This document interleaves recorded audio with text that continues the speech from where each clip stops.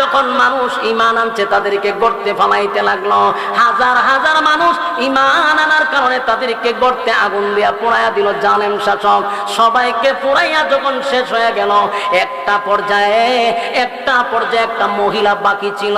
মহিলাটার কুলের মধ্যে দুধের একটা শিশু ছিল।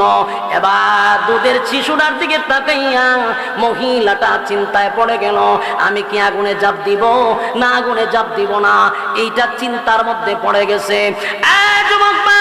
মহিলা নিজে নিজে চিন্তা করলাম, আমার জীবনটা আমি আগুনে জ্বালায়া দিতে চাই, কিন্তু আমার দুধের বাচ্চাটা লইয়া কেমনে গো আমি আগুনে ঝাঁপ দেই।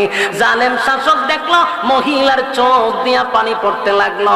জালেম শাসক বুঝতে পারলাম গোটা দেশের মানুষ আগুনে জ্বালাইয়া একটা মানুষও চোখ দিয়া পানি পড়লো না, তারা আনন্দের সহিত আগুনে লাফ দিয়া দুনিয়ার থেকে বিদায় হইছে। কিন্তু এই মহিলাটা কেন রে চোখের পানি ছেড়ে দিয়া কাঁদে? নিশ্চয়ই তার ভিতরে ভয় ঢুকে গেছে, সে আগুনে পড়তে রাজি না, আমারে রব মানবে। দৌড়াইয়া বাদশা গিয়া বলে, মহিলা রে বুঝতে পেরেছি তোমার আগুনে ঝাঁপ দেওয়াটা তোমার ভয় করতেছে, তুমি এখানে ঝাঁপ দিতে চাও না, চোখের পানি মুছে পেল, আমার একবার রব মানো, আমি তোমারে আগুনে নিক্ষেপ করবো না। এবার সাথে সাথে মহিলা তাকায়া দেখে তার দুধের বাচ্চার জবান আল্লাহ খুলে দিছে। সুবহানাল্লাহ। রব্বে কারীম, দুধের বাচ্চা, শিশু বাচ্চা কথা বলতে পারে না, দুধের বাচ্চাটা তার জবান থেকে আল্লাহ জবান খুলে দিল। দুধের বাচ্চা বলে, মাগো এই শয়তানের কথা শুনবা না, এই আগুনটা দেখতে ভয়ঙ্কর, আগুনে ঝাঁপ দিতে দেরি, আল্লাহ তুই জান্নাতে যাইতে দেরি নাই। ছোট বাচ্চার জবান থেকে কথা শুনিয়া এই মহিলার ইমানি জজবা বেড়ে গেছে। এবার ছোট বাচ্চারা বলে, মাগো ও মা, চিন্তার কোনো কারণ নাই, মাগো আমার আপনি সর্বপ্রথম আগুনে ফালা, আমার পরে আপনি ঝাঁপ দিবেন। মা বাচ্চাটারে আগুনে ঝাঁপ দিতে দিরি, বাচ্চাটা আগুনে পড়ো বলতেছে, মা তাড়াতাড়ি লেট করবেন না। সুবহানাল্লাহ। মহিলা একটা সেকেন্ড দেরি করলো না, সাথে সাথে আগুনে ঝাঁপ দিয়া পড়ে গেল। যুবক ভাইরা আমার, এই ঘটনাটা সূরা বুরুজের ভিতরে আল্লাহ ঢুকাইয়া তখনকার সাহাবায়ে কেরাম, মক্কি জিন্দেগি 13টা বছর সাহাবায়ে কেরামদের উপর নির্যাতনের স্টিম রোলার চাপাইছে। সাহাবীদেরকে তো নির্যাতনের স্টিম রোলার চাপায়া দিল। কোন কোন সাহাবীদেরকে গলার মধ্যে রশি লাগাইয়া মরুভূমির বালু দিয়া টানতে লাগলো।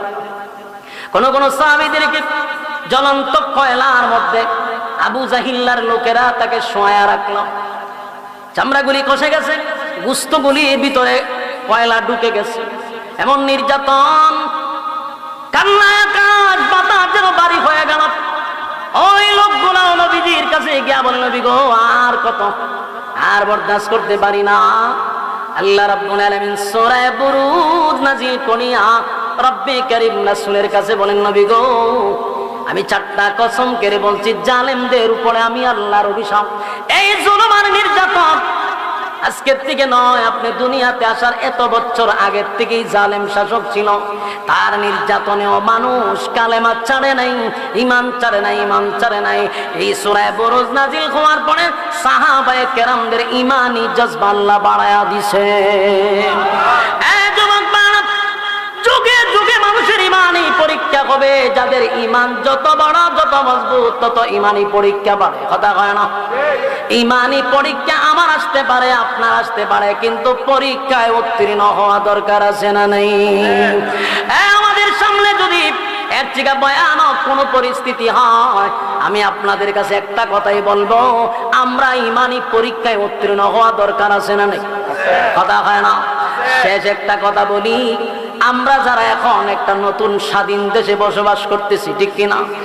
এই স্বাধীন দেশে বলে বসে আমি আপনাদের মাঝখান থেকে একটা কথা, ছোট মুখে বড় কথা বলি, এই বাংলাদেশে এখন আলেমরা ঐক্য ছাড়া বিকল্প কোনো রাস্তা নেই। 15 বছর উলামায়ে কেরাম নির্যাতন, উলামায়ে কেরামরা নির্যাতিত হয়েছে, নিপীড়িত হয়েছে। এখন আমাদের সময় আসছে আমাদের রুখে দাঁড়ানো। তাই কে খাড়া টুপি, কে নেশা টুপি, কে সুক্কা টুপি, কোনো ভেদাভেদ নাই, সব এক প্ল্যাটফর্মে আসতে হবে।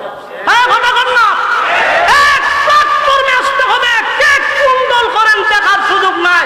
সমস্ত আলেম উলামারা এক প্ল্যাটফর্মে যদি আমরা হুজুররা ঠিক হয়ে যায়, খোদার কসম বাংলাদেশে আলেমদের উপরে কথা বলার সাহস কেউ পাবে না।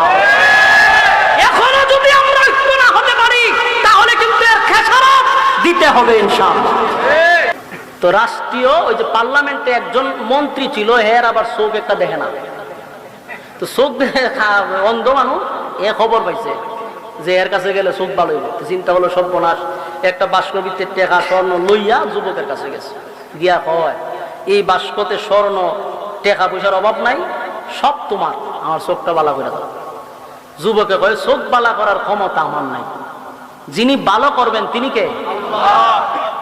যুবক শিক্ষার দিয়া গেছে, এ মন্ত্রী, যেই ধারণা নিয়ে তুমি আসছো সেই ধারণা তোমার ভুল। আমার কোনো ক্ষমতা নাই কারো চক্ষু ভালো করার, কারো রোগ বেমার ভালো করার কোনো ক্ষমতা আমার নাই। যিনি ভালো করে দেন তিনি আমার রব আল্লাহ। মন্ত্রী হয় সারা জীবন খোদা ডাকলাম বাদশারে, এদিন নতুন খোদার সন্ধান দেয়। মন্ত্রী তো ওই বাদশারে খোদা ডাকে। মন্ত্রী কয় যুবক কি বলতেছো তুমি, কি একটু চিন্তা করে বলছো? কারণ এই রাজত্ব যিনি চালায় তিনি তো আমাদের রব, আর তুমি যে আরেকজন রবের সন্ধান দিচ্ছ, যদি বাদশা জানে তোমাকে হত্যা করা হবে। মন্ত্রীকে ওই যুবক বলল আমি আমার রবের উপরে ঈমান আনছি, জীবন দিতে হয় জীবন দিব, রবের উপর ঈমান ছাড়ব না। যুবক ভাইয়ের আমার, মন্ত্রী বলছে বিপদে, কারণ চোখ দরকার। কারণ হেও জানে যে এটা যে খুদা, এটা শুধু জোর করে খুদা ডাকাইছে। কথা ঠিক। অনেক মানুষ দেখা যায় বিএনপি জামাত করতো কিন্তু বয়ে জয় বাংলা কইতো। কথা কই না, বয়ে কইতো যদি জয় বাংলা জয় বঙ্গবন্ধু কইতো নি মানছে, বয়ে কইতো, বয়ে ভিতর দিয়া খুব ছিল। মন্ত্রী কয় আমি তো ভয়ে ভয়ে খালি খুদা ডাকি, আসলে হ্যাঁ খুদা না এটা বালা করি জানি, কিন্তু অন খুদা না ডাকলে তো রক্ষা নাই। আর আমার যদি চোখ ভালো হয়ে যায় তাহলে রব বললে অসুবিধা কি? যুবক তখন মন্ত্রীরে বলার পরে মন্ত্রী সিদ্ধান্ত নিল আমি আমার চোখের জন্য আমি তোমার রবের উপরে ঈমান আনবো। যুবক কালেমা পড়াইছে, পড়াইয়া ঈমান আনছে। এবার যুবক দোয়া করে আল্লাহ তুমি তার চক্ষুটা ভালো করে দাও। যুবক এমন এক পর্যায়ে গেছে তার দোয়া কবুল, সুবহানাল্লাহ। সাথে সাথে মন্ত্রীর চোখ ভালো হয়েছে। না ফেরত একটা কথা বলছে, যে সারা জীবন অন্ধ হে যদি হঠাৎ করে চোখ পায় কিতা করব? কথা হয় না দি, চোখ ভালো দেহে সব মানুষ, পৃথিবী এত সুন্দর, মানুষের চেহারা কোয়ালিটি এরকম আমি তো জানতাম না। হে জেরে হেরে টিপা দেয়, এরে সিমটি মারে, এরে ডেক্কা মারে, এরে ঠেলা মারে, এটা তো নতুন দিয়েছে। মানুষ দেখি মৃত্যু জানে, কারণ মানুষ দেখে মানুষের গুতা মারে। তো পার্লামেন্টে গিয়ে ও অন্যান্য মন্ত্রী গুতা মারে, টিকা মারে। মন্ত্রী ও ঘটনা কি রে? হে তো অন্ধ মানুষের একটা খাসলত দেখবেন, এরা ইরম ইরম করে চোখে না দিলে ঠিক নেই। ওপেন যখন বসে রয়েছে সন্দেহ লেগেছে যে লক্ষণ গিয়ে তো চোখে দেখে হয়ে রে, এত অন্ধ না এত চোখে দেখে। ঘটনা বাদশার কাছে খবর গেছে যে স্যার মন্ত্রী চোখে দেখে। ওটি কি কয়? বলো হ। বাদশা রে মন্ত্রী খারাপ, মন্ত্রী খারাপ, তুই কি দেখোস নি? বলে দেখি। তো তোর সব ভালো হইলো কেন? ভাই আমার রব ভালো করে দিছে। বাদশায় মনে করছে রব তো আমি। তখন এ হয়তো তুই আগে কইবে না, যদি আগে হইতে তো আমি আলাদা একটা বিশাল একটা ইয়ে করতাম, আয়োজন করতাম, সাংবাদিক রাখতাম ৭১ টিভির আর সময় টিভির, এটা প্রচার করবার লাগে। ঠিক তুই যে হঠাৎ করে হইয়া লাইলে এটা প্রচার হইব কেন? ৭১ও নাই, সময় টিভিও নাই। তখন মন্ত্রী কয় বলে রে সারা জীবন তো বাটপারি কম করছ, নিজেরে খুদা দাবি করছস, মাফিয়া স্টাইলে দেশ চালাইতেছস, তুই খুদা হইবার কোন অ্যাঙ্গেলে তোর খুদা মানন যায় না। আমার একটা বাদশা হয়ে চোখের সাথে হাতের মুখও ফুটছে। বাদশা তুই জানাস নি হার সামনে কথা খারিয়া কর? বলে জানি। তুই একটা জালেম, জালেম শাসকের সামনে দাঁড়ায় কথা বলতেছিস। বাদশাহ কয় লক্ষণ তো বালা না রে, আমার পার্লামেন্টে দাঁড়ায় তুই আমার বিরুদ্ধে কথা বলস, তারে গ্রেপ্তার করো। ওই যে জয় বাংলা না হইলে গ্রেপ্তার করো। বাদশাহ হয় খুদা না মানলি গ্রেপ্তার করলো। গ্রেপ্তার করে এখনো ভালো আছে, এখনো ভালো আছে, খুইয়ালা আমারে ছাড়া আর কেউ খুদা নাই কথা কয়। মন্ত্রী হয় আমি যেই রবের উপরে ঈমান আনছি জীবন গেলেও আমি ঈমান ছাড়ব না। সুবহানাল্লাহ। জীবন বট করে আমি খুদা ডাকলাম, কিন্তু একদিনের জন্য আমার চোখটা ফিরে পাইলাম না। জীবন বট করে খোদা খোদা বললাম, কিন্তু আমার চক্ষুটা ফিরাইয়া দিলি না। আর আমার জীবনে একবার শুধু আমার রবকে আল্লাহ বলে ডাক দেওয়ার সাথে সাথে আমার চক্ষুটা ফিরাইয়া দিল। এই রবের উপরে ঈমান আনছি, জীবন গেলেও ছাড়ব না। মন্ত্রীর তো মারাত্মক পাওয়া, ইমানি জজবা মারাত্মক। এবার বাদশা বুঝতে পারলো এমনি ভাবে হবে না। রিমান্ড নিয়া মাইরের সুরে মন্ত্রীকে বলল, মন্ত্রী রে বল তোরে কে কালেমা পড়াইছে আমার কাছে বল, কার কাছে গিয়ে ঈমান আনছস? রিমান্ডের মাইরের সুরে এক পর্যায়ে মন্ত্রী বলতে বাধ্য হলো, আপনার রাষ্ট্রীয় খরচে যেই লোকটা জাদু বিদ্যা শিখে তার কাছ থেকে আমি আমার রবের পরিচয় পাইছি। বাদশার বাহিনী যুবকরে গ্রেপ্তার করলো।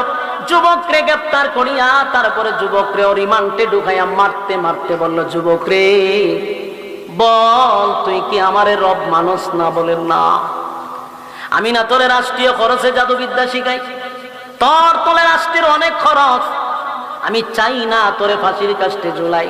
তুই আমার দেশের সম্পদ, একবার শুধু বল আমারে রব মানুষ। যুবক বলে কখনো হতে পারে না।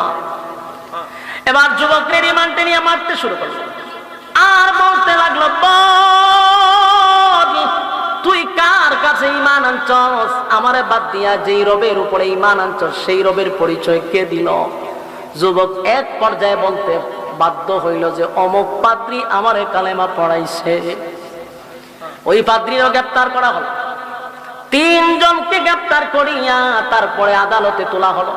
সেখানে নির্মমভাবে নির্যাতন করার পরে প্রকাশ্যে তাদেরকে এক জায়গায় জমা করে বলল, এখনো সময় দেওয়া হলো, আমার উপরে ঈমান আনো, আমি ছেড়ে দিব। যখনই তারা মানতে ছিল না, তখন সর্বপ্রথম মন্ত্রীর মাথার উপরে করাত লাগায় রাখলো। করাত চিনেন না আপনারা? এই যে গাছ কাটে, এই করাত মাথার উপরে রাখছে। বুঝতেছেন ঘটনা বুঝতেছেন? করাত যদি মাথার উপরে রাখে, আল্লাহ ভালো জানে আমার মতো মৌলবীদের ঈমান থাকবে কিনা। কথা হইল না?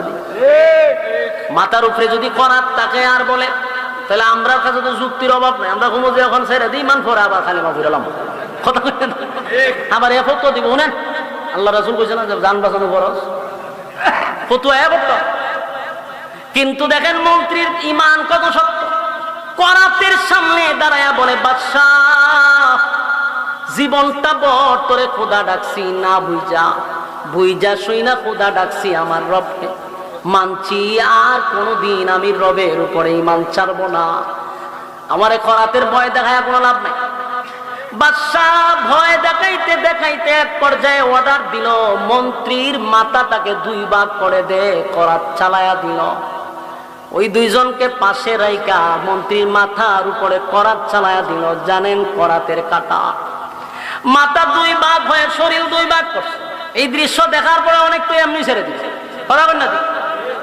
আমরা ঈমানের জন্য এত কিছু দরকার নাই। আমরা 5 টাকার কাছে ঈমান বিক্রি হয়। কথা বল না? 5 টাকার কাছে ঈমান বিক্রি হয়। খরাত তো দূরের কথা, বুড়াইলে বোঝা যায়। বরাবর না? আনারসে হয় বুড়া আমনেরই দিন, নৌকারে হয় আমনেরই দিন, হোমা হরিণ মার্কারে হয় আমনেরই দিন। তো সব জায়গা তুই হে দিব বুট কটা হে দে কয়জন দে, এর ঈমান আছে না গেছে? যে চা খাওয়া এর ঈমান দে। মন্ত্রীর মাথার উপরে করাত চালু করে তারপরে তাদের সামনে তারে হত্যা করা হলো। এই ভয়ও বাদশা চাইছিল যদি তারা ঈমান ছেড়ে দেয় তাহলে তাদেরকে ছেড়ে দিব। এবার মন্ত্রীরা হত্যা করার পরে পাদ্রীরে দোষ, পাদ্রী তোমার সামনে আমার মন্ত্রীকে 2 ভাগ করে দিলাম, এখনো সময় আছে, কালেমা ছেড়ে দাও। পাদ্রী বলে, এই লোকটা তো মন্ত্রী তো আমার কাছ থেকে ঈমান আনে নাই, আনছে এই আমার ছাত্রর কাছ থেকে। ছাত্রের কাছ থেকে বায়াত হইয়া যদি তার ইমান এত শক্ত হয়, আমার ইমান এত দুর্বল হয় কেমনে? সুবহানাল্লাহ। বাদশা দেখলো কোনো কাজ হইতো, পাদ্রীর মাথার উপরে করাত ছাড়াইয়া দিল, পাদ্রীকেও দুই ভাগ করলো। এই যুবকের সামনে দুইটা মানুষকে জালেম সরকার হত্যা করছে, জালেম শাসক হত্যা করলো দুইজন। এবার যুবকরে কয়, যুবক দেখছো? কে কয় দেখছো। এখন কিন্তু তোর পালা। বাদশা বারবার যুবকরে বলে, যুবক আমি চাই না রে তোরে হত্যা করতে, আমার রাষ্ট্রীয় অনেক খরচ তোর উপরে, আর তোরে আমার খুব বেশি প্রয়োজন, তাই এখনো ভালো আছে, ইমান ছেড়ে দে, আমি রাষ্ট্রীয় মর্যাদা তোরে দিব।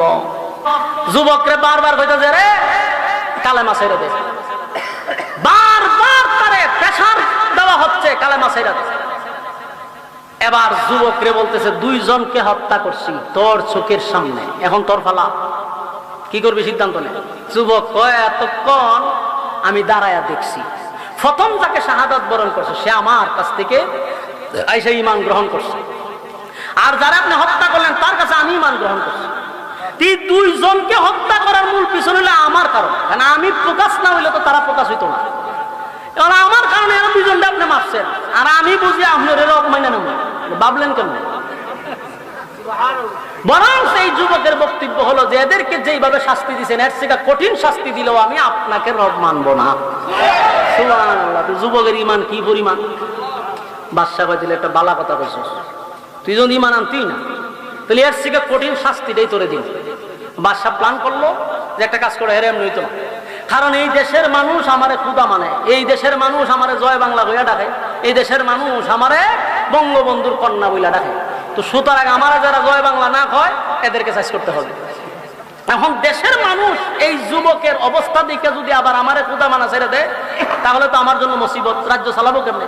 তাই যুবকরে এমন দৃষ্টান্তমূলক শাস্তি দিব দেশের মানুষ যেন আতঙ্কে থাকে। চিন্তা করতেছেন? সিস্টেম বুঝছেন নি? যে সিস্টেমই ওই যে সিস্টেম, একজন আলেমরে নিয়ে যখন গুম করে তো অন্য আলেমরা সর্বনাশ, তাহলে ঘরে তখন যেত না, এরকম আতঙ্ক সৃষ্টি করছে। যুবকরে করলো কি, সেনাবাহিনীর দ্বারা যে হেরে কাজ করবা, পাহাড়ের উচ্চ টিলায় তুলবা মানুষের সামনে, ওখান থেকে হাত পাও বাইদা তারে ধাক্কা দিয়ে ফেলাই দিবা, যেন মানুষ দেখে ভয় পায় সবার সামনে। যুবকরে হাত পাও বাইদা লয়ে গেছে, পাহাড়ের উচ্চ টিলায় নেওয়ার পরে তারে ধাক্কা দিয়ে ফেলাবে। যুবক আল্লাহর কাছে একটা দোয়া করছে যে আল্লাহ আপনি রব, আপনাকে আমি বিশ্বাস করি, আমি আপনার কাছে দোয়া করি আল্লাহ এই সমস্ত জালেমকে আপনি ধ্বংস করেন, আমারে জীবিত রাখেন, বাদশার একটু খেলা দেখানো দরকার। আল্লাহর যুবকের দোয়া কবুল করছে। যারা নিচে তারা মারার লেগে এরা পাহাড়ের উপরে সবগুলা সাইজ হয়েছে, সাইজিয়া সব টিমেরা শেষ। যুবক আস্তে আস্তে বাদশার দরজার সামনে আছে, কিন্তু ফালায় নাই, যুবক পালায় নাই, বাদশার দরজার সামনে। বাদশাকে বাহিনী কই, ও বাহিনী কেন বর্ত হয়ে গেছে। আরে বাহিনী পাঠাইলাম তোমারে সাইজ করবার লাগে, তুমি যে আমার কাছে ফিরে আসলা, হেরা কো বলে এরা সাইজ করে লিছি। আল্লাহ ধরছে, আল্লাহর পাকড়াও বড় মারাত্মক। এখন বাদশাকে সর্বনাশ, এটা কেমনে? বলে আমি মারছি না, আমার রব এরা সাইজ করছে। এখন বাদশা পড়ছে চিন্তা, বাদশা হয়তো এমন হয়েছে না, তোরে আরেকবার সাইজ করতে।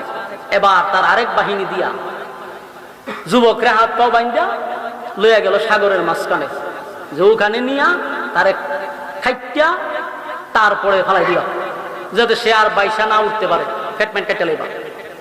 হেরা তারে খুব গর্ব করে নিছে, সাগরের পাড় নিয়া সাগরের মাঝখানে নিয়ে এখন তারা ফালাই দিবে। যুবকের দোয়া করে, আল্লাহ আপনি আমারে জীবিত রাখেন, এরা ধ্বংস করে, বাদশার সাথে আমার আরো কিছু হিসাব আছে। আল্লাহ দোয়া কবুল করছে। সাগরের পাড়ে যেটা গেছিল বাতাসে সব করে পানি সুবাই গিয়া আল্লাহ সব করে শেষ করছে। যুবক আস্তে করে সাগরের পাড়ে আইসা সুন্দর মতো আবার বাদশার সামনে হারিয়ে হয়, কেমন আছেন?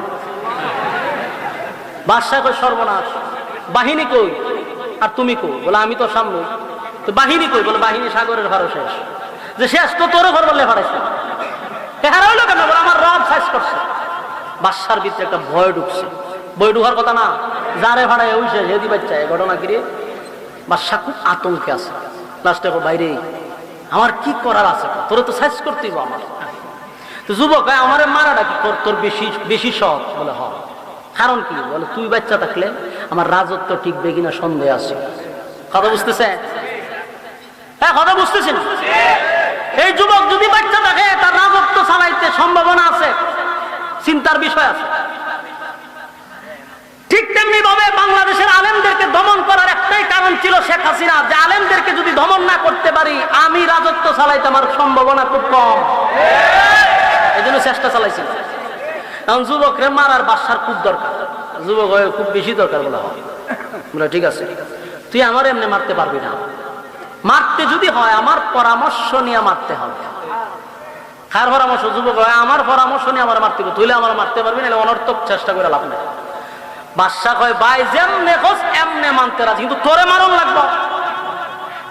যুবক ঠিক আছে, একটা কাজ করো, আগামী এমুক দিন তোমার রাষ্ট্রের ভিতরে যত লোক আছে সব মানুষকে এক জায়গায় জমা করবা, জমা করে সেখানে একটা স্টেজ বানাইয়া আমারে দাঁড় করাইবা, আমার একটা কুড়ির সাথে বাঁধবা, বাইদা আমার রবের নামে তীর মারবা, আমি সাথে সাথে মারা যাব। তবে শর্ত হইল যদি আমার রবের নামটা সবার কান পর্যন্ত না পৌঁছে তাহলে আবার মারা যাব না। হয় 22 বার হয়ে বললে আমি সারা দেশে মাইকলি হইব, কিন্তু আমার তোরে মারা জরুরি। হয় কেউ যদি গড়ে থাকে তা হইতো না, হয় তোররা বললে মোবাইল ফটিপুর জারি করে দিই, সারা দেশে শুরু হইলো বাহিনী দিয়া, হেউ গড় থাকলে মেরে লিব। তো মানুষকে আর গড় থাকবো? আপনার গড় দূষা না ভাই না, একা বলে খাল খাল গড় দিতে গুলি করো, মানে গড় থাকবে। এরকম ভয় ভীতি দেখাইয়া সব মানুষটা একটা জায়গায় নিয়ে দোলা করছে, এক জায়গায় জমাইতে করছে। এবার যুবক রে স্টেজে দাঁড় করাইছে, দাঁড় করায় যুবক হয় আমার রবের নামে যদি তীর মারো তাহলে মারা যাবো, তবে জুড়ে আমার রবের নাম নিতে হবে। বলে ভাই ঠিক আছে। মানুষ হাজার হাজার লক্ষ মানুষ দাঁড়ায় আছে, এবার তীর নিয়ে আল্লাহর নাম বলে যখন জুড়ে মারছে যুবক মারা গেছে। সুবহানাল্লাহ শুনি, যুবক তো মারা গেল। ঘটনা শেষ না, ঘটনা শেষ না, শুরু হয়েছে। যুবক রে মারার তো বাদশার খুব বেশি দরকার ছিল, কথা কই না দি, কথা কই না, যুবক রে মারার সবচেয়ে বেশি দরকার ছিল বাদশার। বলুন তো কেন? এই যুবক হলো বাদশার জন্য বিপদ। কারণ যুবক যদি কালেমা ছড়াইয়া দেয় তাহলে তারে যে ক্ষুদা মানত এটা আর চলবে না। তো যুবক মরা মানে বাদশা বাচ্চা গেছে, এই হলো তার টার্গেট। এখন যখন যুবক রে মাইরা লেছে বাদশা তো আনন্দ, কিন্তু ঘটনা তুই গেল না, ঘটনা তো আরেকটা ঘটে গেছে। এখন যেই যুবক রে তীর মারলো এর আগে আরো 2টা তীর মারছে, মানে আল্লাহর নাম সারা মরে না। যখন আল্লাহর নাম বলছে যুবক মারা গেছে। যুবক মারা যাওয়ার পরে দেশের মানুষ যারা উপস্থিত ছিল এরা কয় এই যুবক কোন রবের নাম বলল, যেই রবে তার কথা শুনে বাদশা আগে তারে তীর মারলো মরল না, বাদশা তারে পাহাড়ের উচ্চ টিলার থেকে ফালাইলো মরল না, সাগরের মাঝখানে নিল সে মরল না, বাহিনী মরে যায়। কিন্তু যুবক যখন বলল আমার রবের নাম নিয়ে আমাকে তীর মারো, যুবক মারা যায়। তাহলে রবটাকে এই অবস্থা দীক্ষা সমস্ত মানুষ এক বাক্যে কালেমা বইরা ঈমান আনছে। মারছে কয়টা? 3 জন মারছে। কয়জন? কালেমা পড়ছে কতজন? লক্ষ লক্ষ মানুষ কালেমা পড়ছে। বাদশা চাইছিল দিন ধর্ম উঠায়া দিবে, আল্লাহ বলেন আমি জমিনে কায়েম করবো। সুবহানাল্লাহ। দেশের মানুষ সব কালেমা পড়ে ফেলেছে। মাছ সার চান্দি গরম না নরম, 3টার যন্ত্রণা তার ঘুম হারাম হয়ে গেছে। আর এখানে যদি দেশের মানুষ সব কালেমা পড়ে, এখন বাসার চান্দির অবস্থা কি চিন্তা করছেন? 3টা ব্যক্তির কারণে তার ঘুম হারাম হয়ে গেছে। যদি তারা দুনিয়ায় বেঁচে থাকে আমার রাজত্ব চলবে না, খোদাই দাবি চলবে না। তাই একে একে 3 জনকে হত্যা করলো, 3 জন শাহাদাত বরণ করলো। বাদশা তো শান্তিতে থাকার কথা, কিন্তু ঘটনা আল্লাহ গোড়ায়া দিল। কারণ যুবক বারবার বলছিল বাদশার সাথে আমার একটা খেলা আছে। কারণ বাদশা এই পৃথিবীর থেকে ইসলামকে উঠায়া দিতে চায়। এবার যুবকের জবান থেকে আল্লাহর নাম শোনার সাথে সাথে দেশের মানুষ চিন্তায় পড়ে গেল, আমরা যারে রব মানি সে কোনোদিন রব হতে পারে না। যুবক যারে রব মানে সেই হলো আমাদের রব। তাই যুবক যার উপরে ঈমান আনছে আমরা সবাই তার উপরে ঈমান আনলাম। সব মানুষগুলি কালেমা পড়ে ঈমান আনলো রে। এবার তো বাদশার চান্দি গরম হয়ে গেল, তিনটারে মারছিলাম রাজত্ব টিকায় রাখার জন্য, দেশের সব মানুষ আমার বিরুদ্ধে চলে গেল। যুবক ভাইরা মনোযোগ দিয়া ঘটনা শুনেন, বয়ান বেশি সময় নাই, কিন্তু এই জায়গাটা একটু মনোযোগ দিয়া শুনেন। জালেম কত প্রকার ও কি কি, কত বড় জালেম ছিল, একটু মনোযোগ দিয়া শুনেন। বাদশার চিন্তা ছিল একজন দুইজন মারছি, তারা আস্তে আস্তে সরে যাবে, মানুষ ভয়ে আর কোনোদিন আমার উপরে ঈমান ছাড়বে না, আমারে তৈয়া অন্য কাউরে আর রব বলবে না, এটা বাদশার ধারণা ছিল। কথা ঠিক? বাংলাদেশের মাফিয়া সরকার চিন্তা করছিল পুলিশ বাহিনী দিয়ে যখন আমি উড়াদুরা গুলি করতে থাকবো, দুই একজন মরার পরে মানুষ সব ছত্রভঙ্গ হইয়া চলে যাবে। যখন একটার পর একটা গুলি করে, এমনকি স্বরাষ্ট্রমন্ত্রীর কাছে পুলিশরা বলতেছিল স্যার একটারে মারি 10টা সামনের দিকে আগায়। ভিডিও ভাসিছে, স্বরাষ্ট্রমন্ত্রীরে পুলিশে কইতেছে স্যার দেখছেন নি গুলি একটারে করছে, একটা মরছে, কিন্তু একটা মরছে 10টা সামনে, স্যার আমরা এখন কি করি? চিন্তা করেন। বাদশা চাইছিল তিনজনকে যদি দুনিয়ার থেকে বিদায় করে দেই তাহলে কালেমা বলার আর কেউ থাকবে না। মাফিয়া সরকার চাইছিল এক দুইজন ছাত্রকে যদি মেরে ফেলি তাহলে আর কেউ কোটা আন্দোলন করবে না, কিন্তু একজনকে মারার পরে ঘর থেকে মানুষ, শুধু ছাত্র না গার্জেন সহ দিন মজুর সহ সমস্ত আলেম ওলামা সহ ছাত্র ভাইয়েরা সহ আর কেউ ঘরে বসে থাকে নাই, সব মানুষ নেমে গেছে ওই মাফিয়া সরকারের বিরুদ্ধে। এবার বাদশা চিন্তা করলো তিনজনে মারলাম, ঘটনা তো আরেকটা হয়ে গেল, গোটা দেশের মানুষ দি কালেমা পড়ল, ঘটনা কি বুঝলাম না। এবার বাদশা চিন্তায় পড়ে গেল, কিন্তু চিন্তা করেন কত বড় জালেম। মাফিয়া সরকার যেমন জালেম ছিল, ওই শাসকও জালেম ছিল, সে যেমন ভয়ঙ্কর ছিল, মাফিয়া সরকারও ভয়ঙ্কর ছিল। এক দুইজন মারার পরে তার তৃষ্ণা নিবারণ হয় না, তৃষ্ণা নিবারণ হয় না, একের পর এক গুলি করতেই লাগলো। এমনকি বাসা বাড়িতে ছোট ছোট মাসুম বাচ্চারা পর্যন্ত মাফিয়া সরকার থেকে নিরাপদ থাকে নাই। এই জুলুম 3 বছর 4 বছরের বাচ্চারা পর্যন্ত রেহাই পায় নাই, তাদেরকেও গুলি করে মারা হয়েছে। যুবক ভাইরা আমার, হাজার হাজার ছাত্র মেরে ঘুম হত্যা করে গণভবনের সামনে মাটি চাপা দিয়া মানুষকে রাখছে, কত মানুষকে নদীতে বাসায়া দিছে। সরকার এত মানুষ নেওয়ার পরও তার তৃষ্ণা নিবারণ হয় নাই, রক্ত পিপাসা কমে নাই, সে আরো মারতে চায়। ওই বাদশাহ জালেম শাসক তিনজনকে মারার পরে যখন দেখলো দেশের মানুষ সব কালেমা পড়ে নিল, ঈমান আনলো, এবার এই জালেম শাসক ঘোষণা দিল সেনাবাহিনীদের উদ্দেশ্যে বলল, এই দেশের একটা মানুষ যেন এখান থেকে বাহির না হতে পারে, সবাইকে ঘেরাও করো। নাউজুবিল্লাহ। কত বড় ঘটনা শুনেন, কি পরিমাণ ভয়ঙ্কর, এখানে সেম টু সেম শেখ হাসিনার মতো। আমি আসার সময় 2 দিন ধরে আপনার এই সূরা বুরুজ যেহেতু প্রেক্ষাপট, আমি এটা এর শানে নজুল থেকে নিয়ে পুরাটা যখন পড়তেছিলাম, দেখেন তো পুরা দিয়ে শেখ হাসিনা। এটা বিস্তারিত পড়তে গেলে খুব মজা, কিভাবে দেশ শাসন করছে চিন্তা করেন।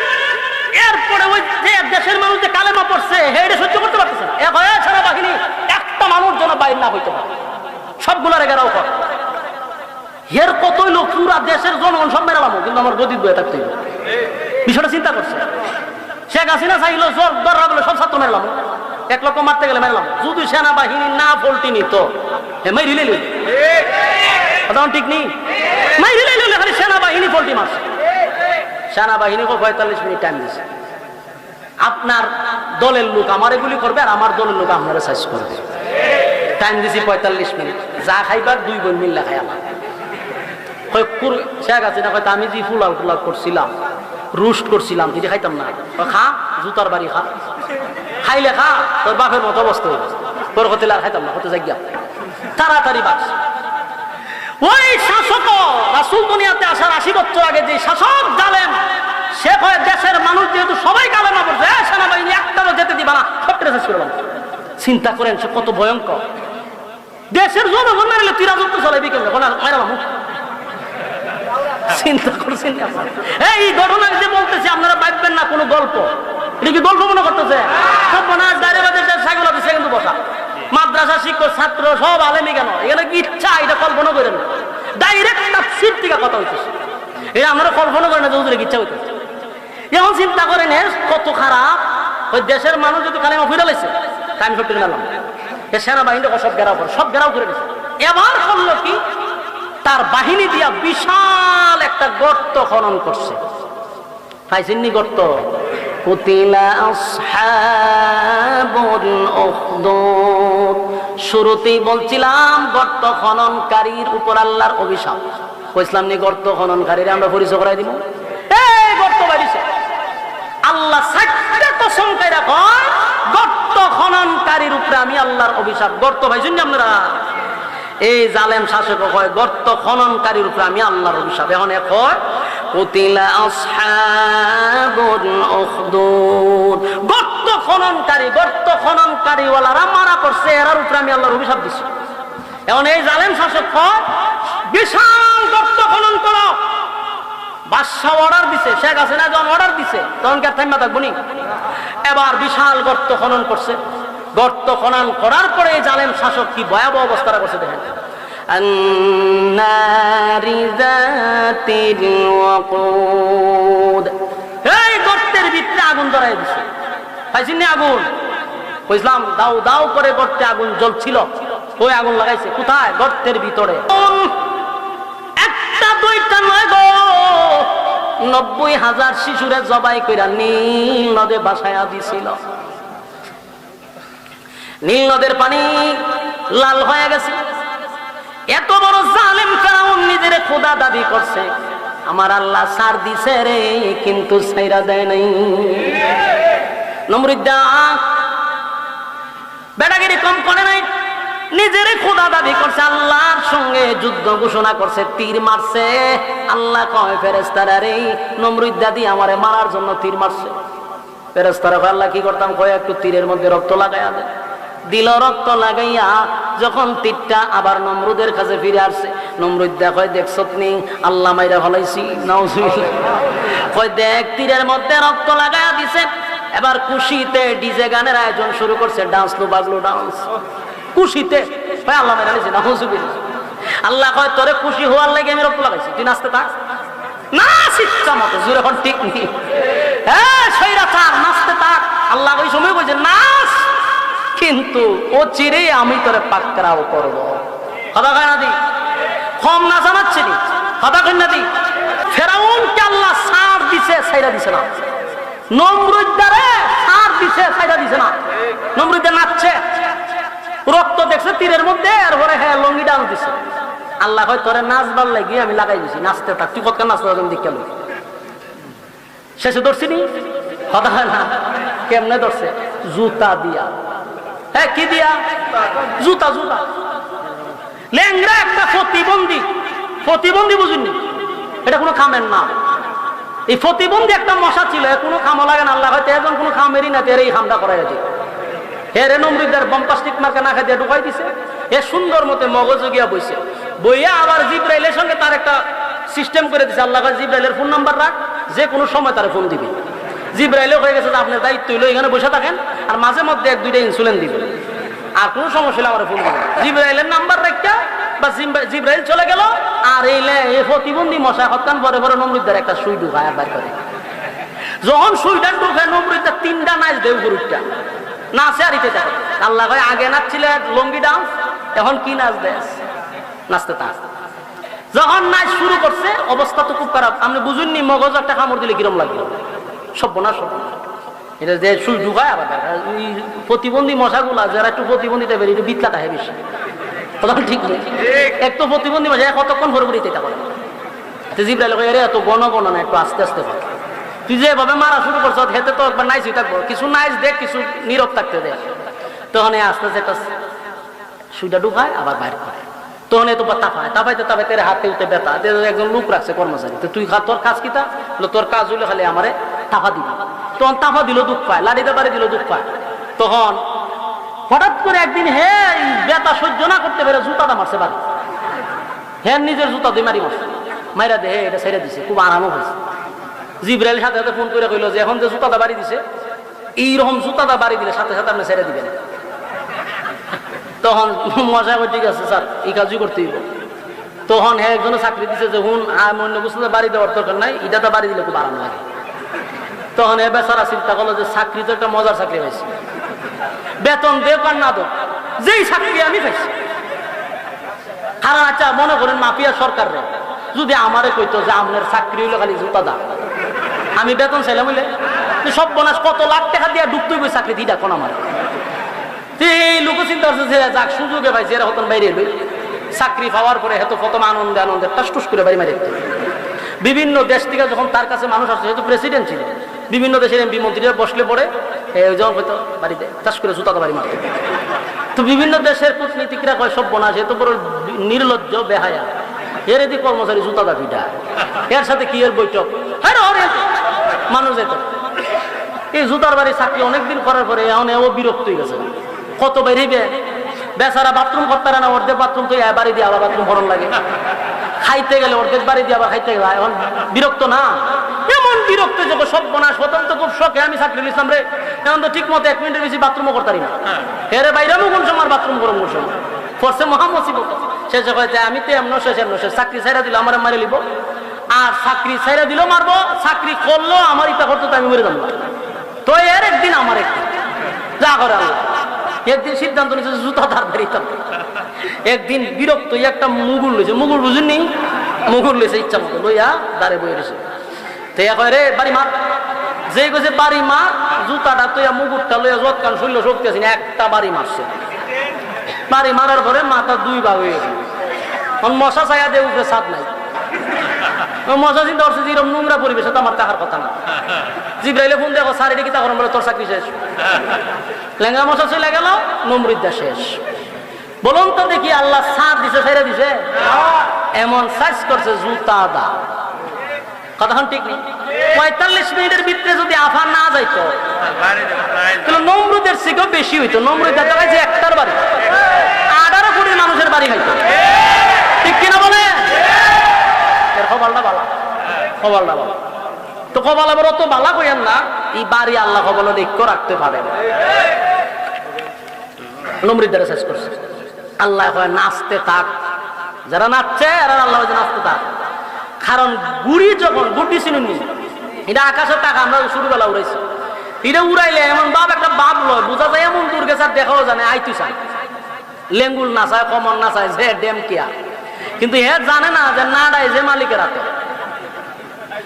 ঠিক আল্লাহ মানুষকে সার দে, সার ভাইয়া হে এমন ভাবে নাচা শুরু করে, কিন্তু একটা সময় টান মারে তখন বুঝতে পারে সব বনাস গলার দিরসি বাধা, ঠিক কিনা? আল্লাহ বলেন নমরুদ দ্বারা আমি সার দিছি কিন্তু ছেড়ে দেই নাই। আর ফেরাউন 90,000 শিশু মারছে, মুসা নবী যেন দুনিয়ায় না আসে সেই ফেরাউনারও ফানিদা সুবাইয়া মারছে।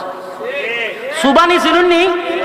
আমরার গ্রামগঞ্জ ঠাউয়ানি মানে দৈরা ছোটবেলা যখন বেশি সকালে হতাম পানি দিয়ে সাঁতরাইতাম তো দৌড়ে আমরা চাপা মারতাম, ঠিক এইভাবে আল্লাহ জিবরাইল ঠাউয়াইছে, ঠাউয়াইয়া হেরে মারছে, ছেড়ে দিছে।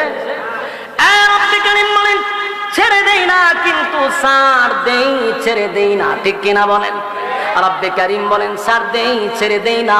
এবার নমরুদ্দারও সাইজ করলো, ফেরাউনারও সাইজ করলাম। জালেম শাসক যেই মুহূর্তে যখন শুরু করলো গর্ত খনন করা, গর্ত খনন শেষ, এবার গর্তের ভিতরে দাও দাও করে আগুন জ্বালায়া দিল। এবার জালেম শাসকের কথা হলো এই গর্তের ভিতরে যারা কালেমা পড়ছে তাদেরকে আগুনের মধ্যে নিক্ষেপ করো, নাউযুবিল্লাহ।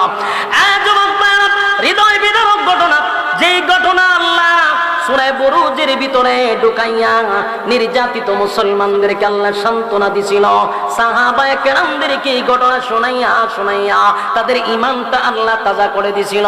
যুবক বানার এই জালেম শাসক মুসলমানরা ঈমান আনার কারণে, এক আল্লাহর উপরে ঈমান আনার কারণে তাদেরকে দরে দরে দরে দরে আগুনের মধ্যে নিক্ষেপ করে।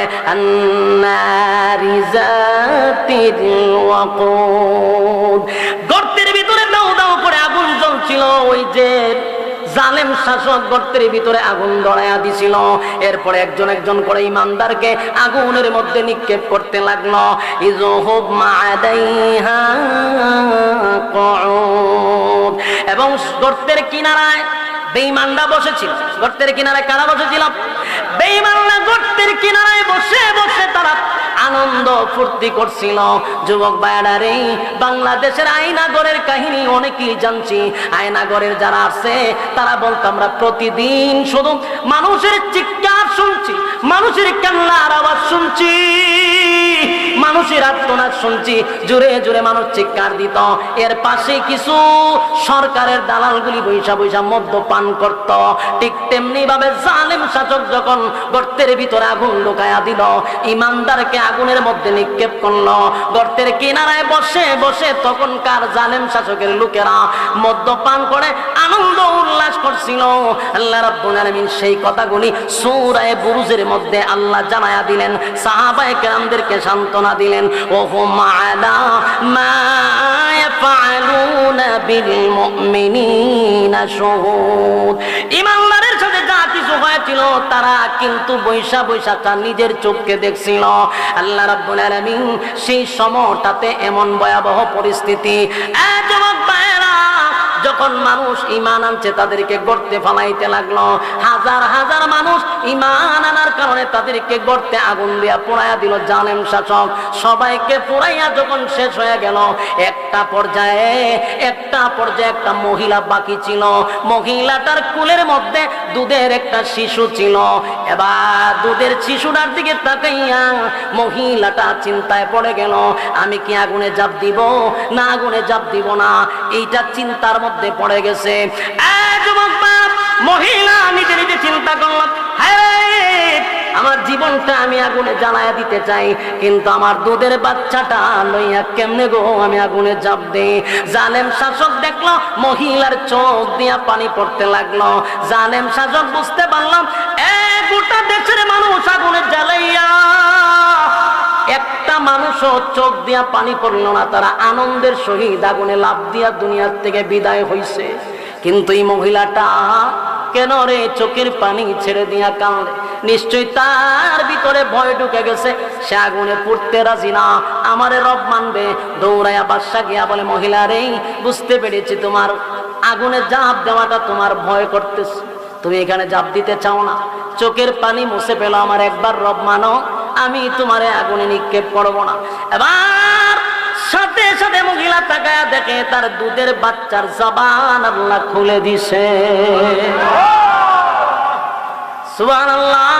রব্বে কারীম, দুধের বাচ্চা, শিশু বাচ্চা কথা বলতে পারে না, দুধের বাচ্চাটা তার জবান থেকে আল্লাহ জবান খুলে দিল। দুধের বাচ্চা বলে, মাগো, এই শয়তানের কথা শুনবা না, এই আগুনটা দেখতে ভয়ঙ্কর, আগুনে ঝাঁপ দিতে দেরি, আল্লাহ তুই জান্নাতে যাইতে দেরি নাই। ছোট বাচ্চার জবান থেকে কথা শুনিয়া এই মহিলার ইমানি জজবা বেড়ে গেছে। এবার ছোট বাচ্চারা বলে, মাগো, ও মা, চিন্তার কোনো কারণ নেই, মাগো, আমার আপনি সর্বপ্রথম আগুনে ফালা, আমার পরে আপনি ঝাঁপ দিবেন। মা বাচ্চাটারে আগুনে ঝাঁপ দিতে দিরি, বাচ্চাটা আগুনে পড়ো বলতেছে, মা তাড়াতাড়ি লেট করবেন না। সুবহানাল্লাহ। মহিলা একটা সেকেন্ড দেরি করলো না, সাথে সাথে আগুনে ঝাঁপ দিয়া পড়ে গেল। যুবক ভাইরা আমার, এই ঘটনাটা সূরা বুরুজের ভিতরে আল্লাহ ঢুকাইয়া তখনকার সাহাবায়ে কেরাম, মক্কি জিন্দেগি 13টা বছর সাহাবায়ে কেরামদের উপর নির্যাতনের স্টিম রোলার চাপাইছে। সাহাবীদেরকে তো নির্যাতনের স্টিম রোলার চাপায়া দিল। কোন সাহাবীদেরকে গলার মধ্যে রশি লাগাইয়া মরুভূমির বালু দিয়া টানতে লাগলো। কোন সাহাবীদেরকে জ্বলন্ত কয়লার মধ্যে আবু জাহিল্লার লোকেরা তাকে শোয়া রাখলো। চামড়াগুলি কষে গেছে, গুস্তগুলির ভিতরে কয়লা ঢুকে গেছে। এমন নির্যাতন, কান্না আকাশ বাতাস যেন বাড়ি হয়ে গেল। ওই লোকগুলো নবীজির কাছে গিয়া বলে, নবী গো, আর কত, আর বরদাস্ত করতে পারি না। আল্লাহ রাব্বুল আলামিন সূরা বুরুজ নাজিল করিয়া রব্বে কারীম রাসূলের কাছে বলেন, নবী গো, আমি 4টা কসম করে বলছি, জালেমদের উপরে আমি আল্লাহর অভিশাপ, এই জুলুম আর নির্যাতন আজকের থেকে নয়, আপনি দুনিয়াতে আসার এত বছর আগের থেকেই জালেম শাসক ছিল। তার নির্যাতনেও মানুষ কালেমা ছাড়ে নাই, ঈমান ছাড়ে নাই, ঈমান ছাড়ে নাই। এই সূরা বুরুজ নাজিল হওয়ার পরে সাহাবায়ে কেরামদের ঈমানি জজবা আল্লাহ বাড়ায়া দিছে। যুগে যুগে মানুষের ঈমানি পরীক্ষা হবে। যাদের ঈমান যত বড়, যত মজবুত, তত ঈমানি পরীক্ষা বাড়ে। কথা কয় না? ঈমানি পরীক্ষা আমার আসতে পারে, আপনার আসতে পারে, কিন্তু পরীক্ষায় উত্তীর্ণ হওয়া দরকার আছে না নাই? আমাদের সামনে যদি এর থেকে ভয়ানক কোন পরিস্থিতি হয়, আমি আপনাদের কাছে একটা কথাই বলবো, আমরা ঈমানি পরীক্ষায় উত্তীর্ণ হওয়া দরকার আছে না নাই? কথা হয় না?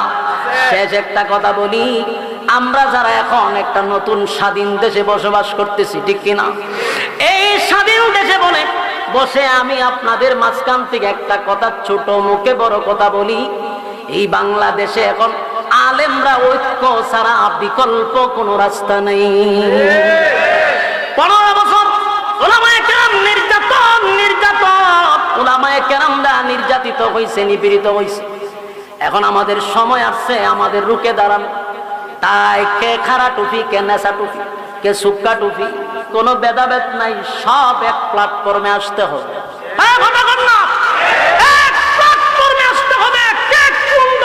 দেখার সুযোগ নাই। সমস্ত আলেম উলামারা এক প্ল্যাটফর্মে যদি আমরা হুজুররা ঠিক হয়ে যায়, খোদার কসম বাংলাদেশে আলেমদের উপরে কথা বলার সাহস কেউ পাবে না। এখনো যদি আমরা ঐক্য না হতে পারি, তাহলে কিন্তু এর খেসারত দিতে হবে ইনশাআল্লাহ। এই জন্য ঐক্যের মধ্যে যেন কেউ ফাটল না ধরায়। আজকে অনেক আলেমরা দেখতেছি, বিজ্ঞ আলেম পুশ করতেছে, অমুক দলের তাকে আমরা মানবো না, অমুক দলের অশিক্ষিতকে মানবো না। তুমি নিজে নেতা হও, তুমি মানবা না, এই ঐক্যের মধ্যে ফাটল সৃষ্টি করা হচ্ছে। হিংসা বিদ্বেষ ভিতর থেকে সরাইতে হবে। দিনের স্বার্থে আমরা স্যাক্রিফাইস করতে হবে। আপনি আমার সাথে একটা দ্বন্দ্ব থাকতে পারে, আপনার মতের সাথে আমার মতের মিল না হইতে পারে, কিন্তু ইসলামের সাথে, দিনের সাথে আমরা এক, ঠিক কিনা বলে?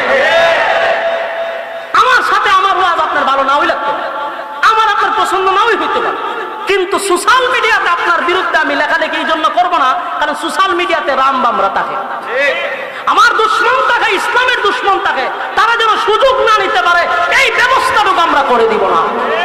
পারবো ইনশাআল্লাহ? আমরা সবাই ঐক্য হইতে চাইতো ইনশাআল্লাহ। আব্দুল্লাহ দেখা দেন, লিল্লাহি তাকবীর, লিল্লাহি তাকবীর। আমরা ঐক্য হইব ইনশাআল্লাহ। আল্লাহ আমাদের সবাইকে কবুল করুক, সকলে বলে আমিন। যেই কথাগুলি বলছি, বলনেওয়ালা শুননেওয়ালা উভয়কে আল্লাহ সহি আমল করার তৌফিক দান করুক, সকলে বলে আমিন। সম্মানিত সুধী, আপনারা বসেন, ইনশাআল্লাহ শেষ ভালো যাক, সব ভালো থাক।